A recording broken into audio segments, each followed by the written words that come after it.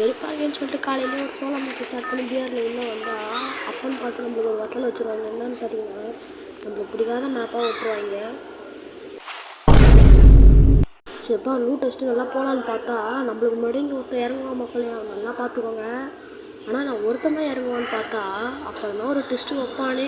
சரி அப்புறம் லூட் வச்சுட்டு எவனுமே காணுன்னு பார்த்தா அப்போ தான் வராங்க. அவன் போட்டு ஒரு மண்டல் அவனை வச்சா பின்னாடி என்ன ஒருத்தர் நல்ல வேலை எப்படியோ ரிவே ஆகிட்டோம். இந்த வாட்டியும் செத்துனா சத்தியமாக மைனஸ் தான் ஆகும்.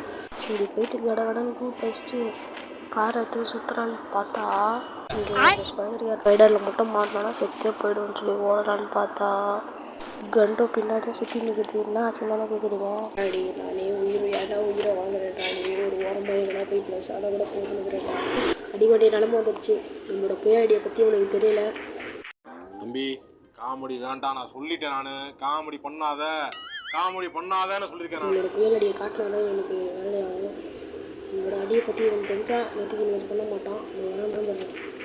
வாடா வாடா வாடா வாடா டே, நான் எவ்வளோ பெரிய ஆளு என் மேலே நீ கை வைப்பேன். நீ அடி வாங்குற அடியை மட்டும் பண்ணு. வா வா வா வா வா வா வா ஓய் ஓய் ஓய் ஓய் ஓய் ஆடா கடை